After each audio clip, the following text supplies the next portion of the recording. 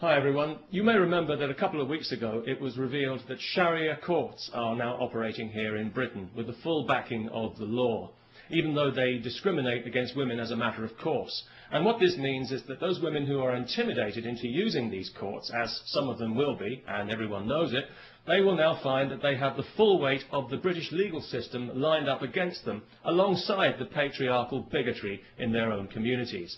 Those women who are cheated out of their just entitlement in these places, as some already have been, will find that they have no recourse to the real law to put things right.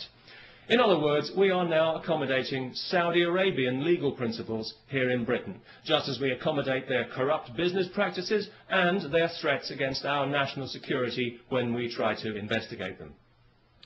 If you live in Britain and if you think these courts are a bad idea, please sign the petition to which I've linked, asking that they be abolished and that this poison be removed from our society and that we revert to the rule of civilised law with equal rights for all, if that's not too much trouble.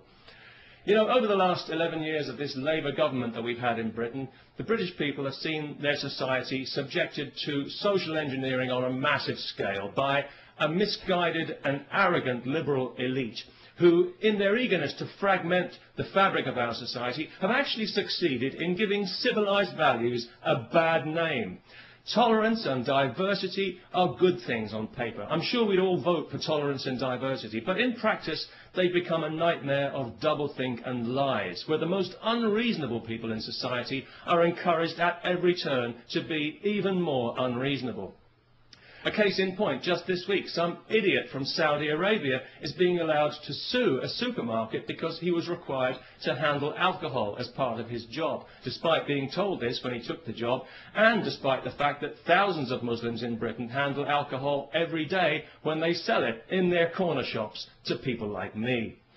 I do find it quite ironic that Islam forbids intoxication when you consider how many Muslims are seemingly so intoxicated by their religion, especially in Saudi Arabia. So it was no surprise to me to hear that this idiot was from Saudi Arabia, because I think we all know that that entire country is mentally ill.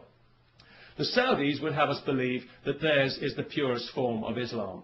Well, I don't know about that, but it's certainly the nuttiest form. It's barking mad, if you'll pardon the canine metaphor, and it's pig ignorant, even if you won't. It's got to be just about the nastiest belief system on this faith-obsessed planet, and it's a cowardly one as well, enforced by cowardly men who are afraid of women and whose only language is ultimately violence. They're absolutely pathetic, and history is already laughing at them. If the term human rights means anything in this world, then one day the Saudis will pay out as much in compensation for their abuse of women as the Catholic Church has for its abuse of children. And I'll certainly drink to that. Because I was out earlier today, coincidentally, buying some beer, not because I enjoy beer particularly, but because I know it offends Islam. Although it didn't seem to bother the Muslim shopkeeper I bought it from, maybe he was just being polite. Anyway, as I was leaving the shop with my beer, two women happened to walk past wearing burqas. Nothing too unusual about that, not anymore, not in London anyway, and nobody really paid it much attention, apart from one small child who I overheard describing them to her mother as letterbox ladies, which I thought was actually quite inventive and rather charming. But of course it was also deeply offensive, so we had the child put to death.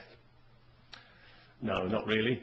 But it was lucky that neither of the women actually heard the offensive and insulting remark, because obviously each of them had her head encased in a cloth sack. So that was good, because it meant that the police didn't have to be called, no human rights people needed to get involved, and nobody required any financial compensation for hurt feelings, which I thought made a very pleasant change indeed. And of course, as a result, we didn't have to listen to any propaganda sound bites from some Islamist Saudi shill at the Muslim Council of Britain. So all in all, it worked out for the best. And it just goes to show that these things don't always have to end in tears. Peace, especially to everyone who remembers to sign the petition.